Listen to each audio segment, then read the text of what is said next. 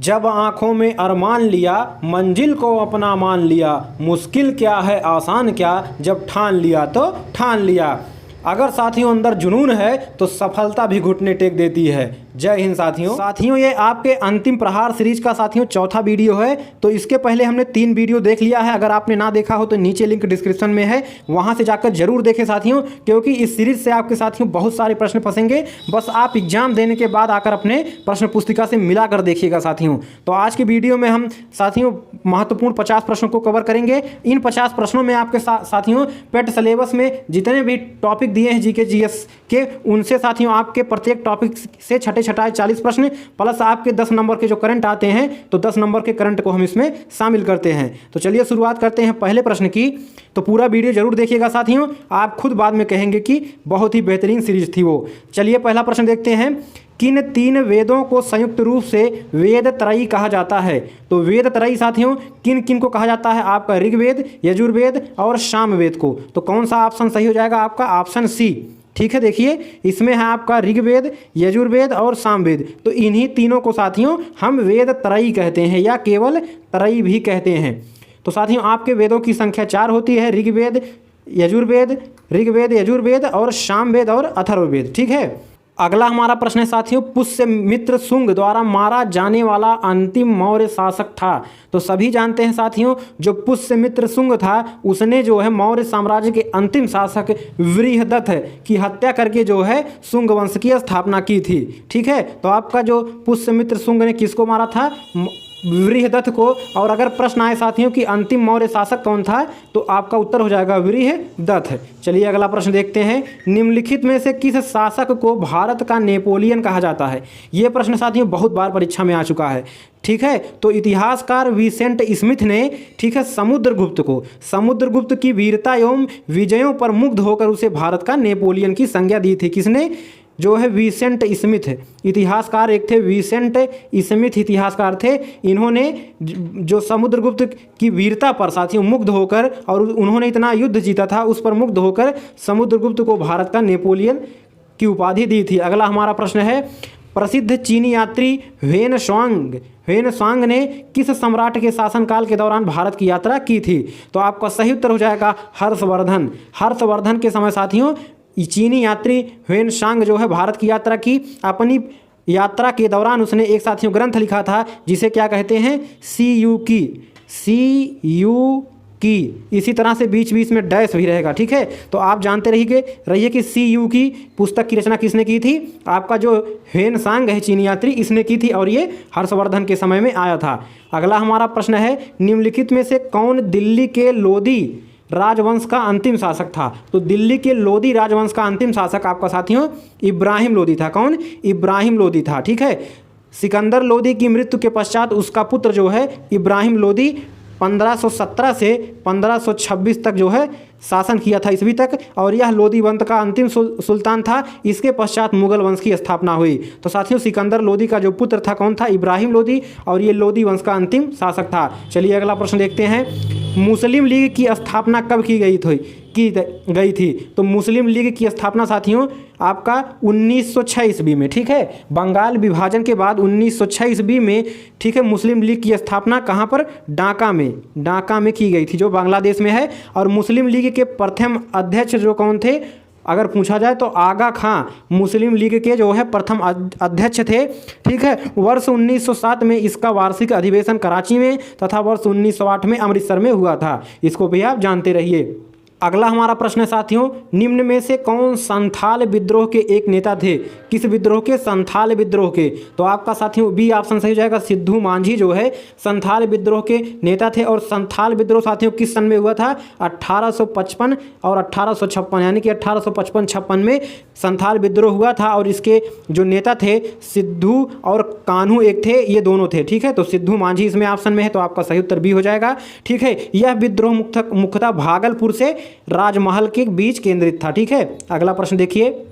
निम्न में से स्वतंत्रता आंदोलन में भाग लेने वाले पश्चिम बंगाल के क्रांतिकारी की पहचान कीजिए। तो पश्चिम बंगाल के साथियों प्रमुख क्रांतिकारी कौन थे? तो आपका सही उत्तर हो जाएगा खुदीराम बोस। खुदीराम बोस का जन्म साथियों बंगाल में मिदनापुर जिले के हबीबपुर गांव में हुआ था और मुजफ्फरनगर बम कांड में इन्हें फांसी की सजा दी गई थी। किसको? खुदीराम बोस को मुजफ्फरनगर बम कांड में इनको फांसी की सजा दे दी गई थी। अगला हमारा प्रश्न है साथियों, बारदोली किसान सत्याग्रह का नेतृत्व किसने किया था? बारदोली किसान सत्याग्रह का नेतृत्व साथियों किसने किया था? तो आपका सही उत्तर हो जाएगा ऑप्शन ए, सरदार वल्लभ भाई पटेल ने। ठीक है, बारदोली सत्याग्रह भारतीय स्वतंत्रता संग्राम के दौरान वर्ष 1928 में गुजरात में हुआ था। वर्ष 1928 में गुजरात में बारदोली सत्याग्रह किसान का हुआ था। यह एक प्रमुख किसान आंदोलन था जिसका नेतृत्व सरदार वल्लभ भाई पटेल ने किया था। इसके बाद ही इस बारदोली सत्याग्रह के बाद ही साथियों महिलाओं ने पटेल को जो है सरदार की उपाधि दी थी। किसने? महिलाओं ने सरदार की उपाधि वल्लभ भाई पटेल को दिया था। चलिए अगला प्रश्न देखते हैं, किस नेता ने हमें CR फार्मूला दिया? किस नेता ने हमें CR फार्मूला दिया? ठीक है, तो आपका सही उत्तर हो जाएगा ऑप्शन सी, यानी कि सी राजगोपालाचारी।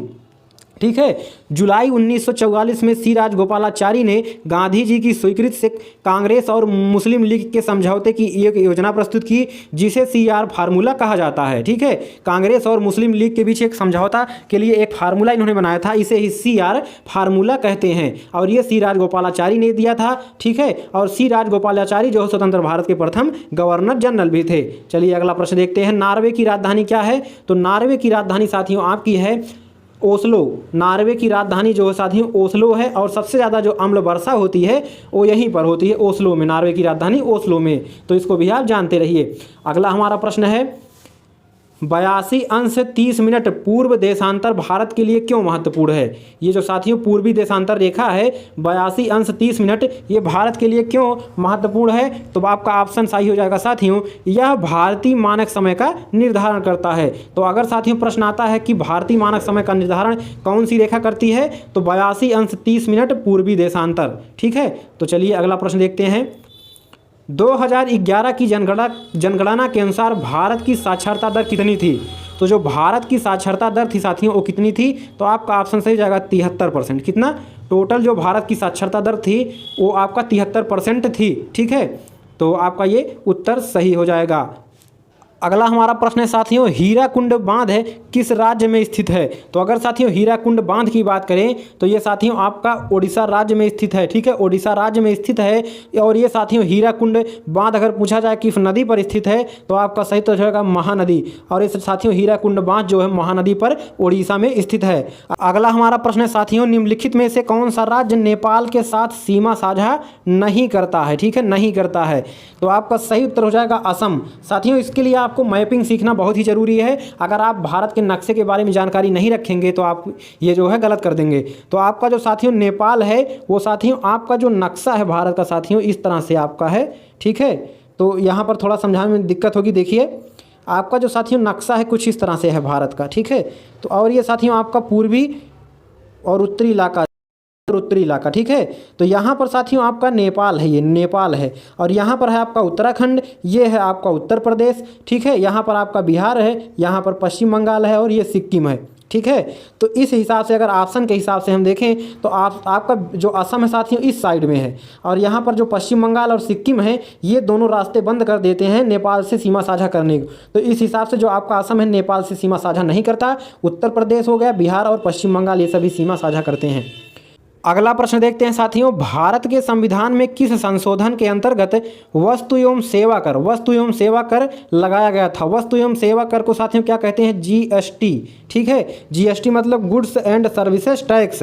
ठीक है, ये किस संशोधन द्वारा आया था? तो साथियों संविधान संशोधन था हमारा 101वां संविधान संशोधन था। लेकिन अगर साथियों पूछा जाए कि किस संशोधन विधेयक द्वारा लाया गया था, तो अगर साथियों संशोधन विधेयक पूछे तो 122वां संविधान संशोधन विधेयक था और जो संविधान संशोधन हुआ था वो आपका 101वां था। इसके साथियों जो डेट है ये GST का, ये साथियों आपका पूछा जाता है कब लागू हुआ था? तो 1 जुलाई 2017 को GST लागू हुआ था। चलिए अगला प्रश्न देखते हैं, अगला है 1 रुपये के नोट पर किसके हस्ताक्षर होते हैं। तो ये साथियों प्रश्न आपका पिछली बार भी पूछा गया था। तो 1 रुपये के नोट पर साथियों आपके जो है भारत के जो वित्त सचिव हैं उनके हस्ताक्षर होते हैं। तो आपका सही उत्तर ऑप्शन सी हो जाएगा। जो भारत के वित्त सचिव होते हैं केवल 1 रुपये के नोट पर इन्हीं का हस्ताक्षर होता है, ठीक है, केवल 1 रुपये के नोट पर। इसके अलावा जितने भी भारतीय नोट होंगे उस पर साथियों भारत के गवर्नर जनरल का जो है हस्ताक्षर होता है। अगला हमारा प्रश्न है साथियों, प्रथम वित्त आयोग के अध्यक्ष कौन थे, ठीक है। तो प्रथम वित्त आयोग जब हमारा बना था देश की स्वतंत्रता के बाद, तो उसके अध्यक्ष साथियों थे के.सी. नियोगी। के.सी. नियोगी साथियों प्रथम वित्त अध्यक्ष थे, वित्त आयोग के अध्यक्ष थे। और साथियों अब तक 15 वित्त आयोग गठित हो चुके हैं। कितने वित्त आयोग कितने गठित हो चुके हैं? 15 वित्त आयोग गठित हो चुके हैं। और साथियों वित्त आयोग का गठन साथियों राष्ट्रपति द्वारा किया जाता है, प्रत्येक 5 वर्ष पर किया जाता है। और वर्तमान में हमारे जो वित्त आयोग के अध्यक्ष हैं कौन हैं? एन.के. सिंह। एन.के. सिंह वर्तमान में वित्त आयोग के अध्यक्ष हैं। चलिए अगला प्रश्न देखते हैं, पीएमएसबीवाई। पीएमएसबीवाई का विस्तारित रूप क्या है? तो आपका सही उत्तर हो जाएगा ऑप्शन ए प्रधानमंत्री सुरक्षा बीमा योजना। प्रधानमंत्री सुरक्षा बीमा योजना, यानी कि पी से आपका हो गया, ठीक है, प्राइम मिनिस्टर, और पीएम से हो गया प्राइम मिनिस्टर, और यस से आपका हो गया क्या साथियों? सुरक्षा, और बी से बीमा, वाई से योजना। तो प्रधानमंत्री सुरक्षा बीमा योजना। अगला हमारा प्रश्न साथियों, पंडित दीनदयाल उपाध्याय उन्नत कृषि शिक्षा योजना का उद्देश्य क्या है, ठीक है। तो आपका सही उत्तर हो जाएगा ऑप्शन सी, कृषि शिक्षा को बढ़ावा देने के लिए। कृषि शिक्षा को बढ़ावा देने के लिए पंडित दीनदयाल उपाध्याय उन्नत कृषि शिक्षा योजना लागू किया गया। चलिए अगला प्रश्न देखते हैं। अगला प्रश्न है साथियों आपका, निम्नलिखित में से किस अनुच्छेद में भारत को इंडिया भी कहा गया है, ठीक है। तो अगर साथियों आपको थोड़ा साफ ना दिखाई दे रहा हो स्क्रीन पर तो अपना क्वालिटी जो है बढ़ा लें।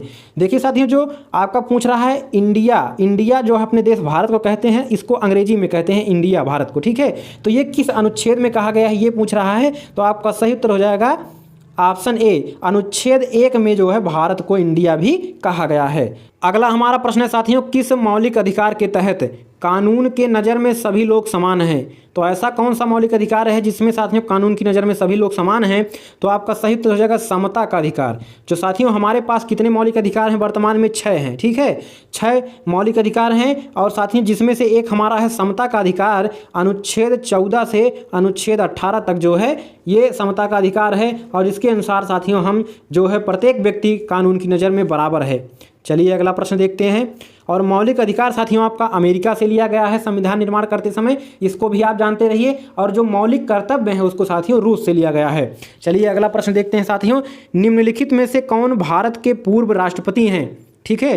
तो पूर्व राष्ट्रपति में आपके कौन है साथियों? डॉक्टर राजेंद्र प्रसाद। डॉक्टर राजेंद्र प्रसाद साथियों भारत के प्रथम राष्ट्रपति थे। तो आपका सही उत्तर हो जाएगा ऑप्शन सी, ठीक है। तो ऑप्शन सी आपका सही हो जाएगा, बिल्कुल राइट आंसर। प्रथम भारत के प्रथम जो राष्ट्रपति हैं राजेंद्र प्रसाद, और जो प्रथम उपराष्ट्रपति हैं सर्वपल्ली राधाकृष्णन। और राजेंद्र प्रसाद के बाद सर्वपल्ली राधाकृष्णन जो है राष्ट्रपति भी बने थे। चलिए अगला प्रश्न देखते हैं, लोकसभा स्थगित करने का अधिकार किसे है?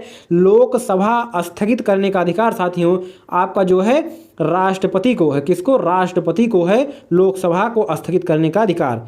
अगला हमारा प्रश्न है, निम्नलिखित में से किस राज्य ने सर्वप्रथम पंचायती राज अपनाया था? तो सर्वप्रथम पंचायती राज की बात करें तो आपका साथियों राजस्थान ने अपनाया था। और राजस्थान के साथियों नागौर जिले में साथियों सर्वप्रथम पंचायती राज व्यवस्था लागू किया गया था। और जिसकी तिथि थी 2 अक्टूबर। 2 अक्टूबर यानी कि गांधी जी के जन्मदिवस पर 2 अक्टूबर 1959 को बलवंत राय मेहता समिति की सिफारिश पर पंचायती राज व्यवस्था जवाहरलाल नेहरू ने राजस्थान में लागू करवाया था। अगला प्रश्न है, दर्पण कारों की हेडलाइट में प्रयोग किए जाते हैं। जो साथियों कार की हेडलाइट होती है उसमें कौन दर्पण प्रयोग किया जाता है? तो आपका सही तो जाएगा अवतल दर्पण प्रयोग किया जाता है, ठीक है। अवतल दर्पण ऐसा होता है साथियों जो साथियों ज़्यादा से ज़्यादा क्षेत्र को कवर करता है, जिससे पीछे की सभी गाड़ियाँ आपको आसानी से दिखाई दे जाती हैं। चलिए अगला प्रश्न देखते हैं, प्रत्यावर्ती धारा AC अल्टरनेट करंट को दिष्ट धारा DC में बदलने के लिए किस युक्ति का प्रयोग करते हैं?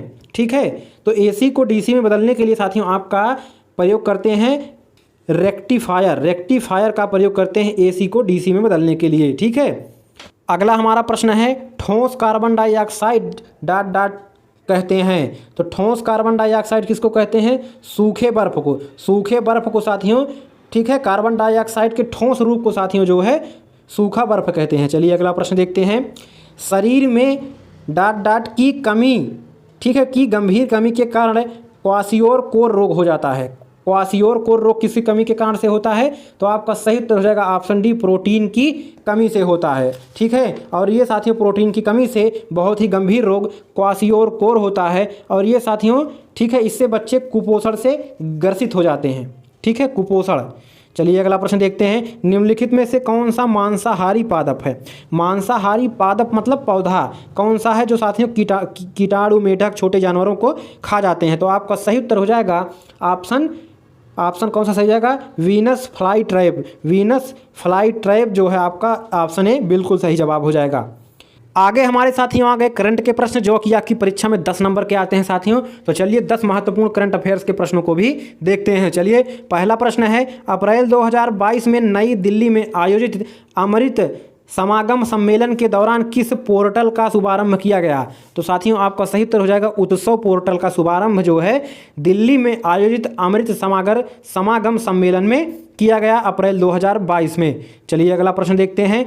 जनवरी 2022 में जारी भारत वन स्थिति रिपोर्ट 2021 के अनुसार भारत में कौन राज्य क्षेत्रफल की दृष्टि से सर्वाधिक वनावरण के संदर्भ में पहले स्थान पर है?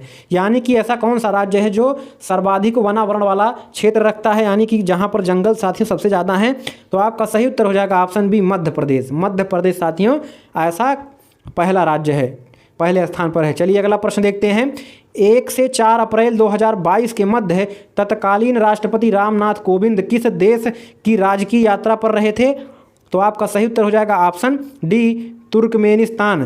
तुर्कमेनिस्तान की यात्रा पर रहे थे तत्कालीन राष्ट्रपति रामनाथ कोविंद। और वर्तमान में राष्ट्रपति साथियों कौन है? द्रौपदी मुर्मू। ठीक है, प्रथम आदिवासी राष्ट्रपति। अगला हमारा प्रश्न है साथियों, अप्रैल 2022 में Stockholm International Peace Research Institute SIPRI द्वारा जारी विश्व सैन्य खर्च प्रवृत्तियां रिपोर्ट 2021 के अनुसार विश्व के सर्वाधिक सैन्य खर्च वाले देशों में भारत का कौन सा स्थान है? तो आपका सही उत्तर हो जाएगा ऑप्शन बी, तीसरा स्थान है। यानी कि दुनिया के जो देश हैं वो अपनी सेना पर कितना खर्च करते हैं, इस मामले में जो अपना देश भारत है वो साथियों तीसरे स्थान पर है। ठीक है, अगला हमारा प्रश्न है, अप्रैल 2022 में किस बैंक ने वित्तीय समावेशन के लिए समाधानों के सह सृजन तथा नवोन्मेषण के लिए फिनटेक स्टार्टअप समुदाय के साथ सहयोग करने हेतु एक संयुक्त पहल फिनक्लूवेशन लॉन्च किया है? तो आपका सही उत्तर हो जाएगा इंडिया पोस्ट पेमेंट्स बैंक के साथ जो है ये स्टार्टअप शुरू किया गया है। चलिए अगला प्रश्न है हमारा साथियों। अगला प्रश्न देखिए, फरवरी 2022 में भारतीय अंतरिक्ष अनुसंधान संगठन इसरो ने ध्रुवीय उपग्रह प्रक्षेपण यान PSLV-C52 के माध्यम से किस उपग्रह का सफल प्रक्षेपण किया है? तो सही उत्तर हो जाएगा ऑप्शन सी, EOS-04। EOS-04 का जो है PSLV-C52 के माध्यम से सफल परीक्षण किया गया है। चलिए अगला प्रश्न देखते हैं। फरवरी 2022 में प्रसिद्ध पार्श्व गायिका लता मंगेशकर का निधन हो गया। ठीक है, कब हुआ? फरवरी 2022 में लता मंगेशकर का निधन हो गया था। उन्हें किस वर्ष भारत रत्न से सम्मानित किया गया था? तो सही उत्तर हो जाएगा ऑप्शन डी, वर्ष 2001 में लता मंगेशकर को भारत रत्न से सम्मानित किया गया था और फरवरी 2022 में इनका निधन हो गया। अगला हमारा प्रश्न है साथियों, अप्रैल 2022 में कहाँ पहली बार राष्ट्रीय राजधानी के बाहर राष्ट्रीय बाघ संरक्षण प्राधिकरण NTCA की बैठक आयोजित हुई? तो साथियों आपका पक्के बाघ अभ्यारण्य में पहली बार जो है अप्रैल 2022 में, ठीक है, राष्ट्रीय राजधानी के बाहर राष्ट्रीय बाघ संरक्षण की बैठक हुई। ठीक है, अगला हमारा प्रश्न साथियों, फरवरी 2022 में केंद्र सरकार द्वारा राष्ट्रीय शिक्षा नीति 2020 और 2021-22 की बजट घोषणाओं के अनुरूप वयस्क शिक्षा के लिए शुरू की गई नई योजना नव भारत साक्षरता कार्यक्रम की अवधि क्या है, समय क्या है? तो सही उत्तर हो जाएगा आपका ऑप्शन डी, 2022 से 2027 तक। 2022 से 2027 तक यह आयोजन साथियों होगा। ठीक है, तो आपका जो साथियों वर्ष 2022 में फरवरी में केंद्र सरकार द्वारा राष्ट्रीय शिक्षा नीति 2020 और 2021-22 की बजट घोषणाओं के अनुरूप वयस्क शिक्षा के लिए यह योजना चलाई गई। कौन सी? नव भारत साक्षरता कार्यक्रम। और यह साथियों जो है आपका 2022 से 2027 तक इसकी अवधि है, डेट है, इसको भी आप जानते रहिएगा। चलिए अगला प्रश्न देखते हैं। फरवरी मार्च 2022 के मध्य 5वीं संयुक्त राष्ट्र पर्यावरण सभा 2022 का आयोजन कहाँ किया गया? तो सही उत्तर हो जाएगा आपका ऑप्शन बी, नैरोबी। नैरोबी में साथियों जो है संयुक्त राष्ट्र पर्यावरण सभा 2022 का आयोजन किया गया। 28 फरवरी से 2 मार्च 2022 के मध्य, कितने से? 28 फरवरी 2022 के मध्य 5वीं संयुक्त राष्ट्र पर्यावरण सभा 2022 का आयोजन नैरोबी, केन्या में साथियों, क्या? केन्या, नैरोबी में किया गया। ठीक है, चलिए अगला जो है प्रश्न देखते हैं। डेनमार्क की राजधानी क्या है?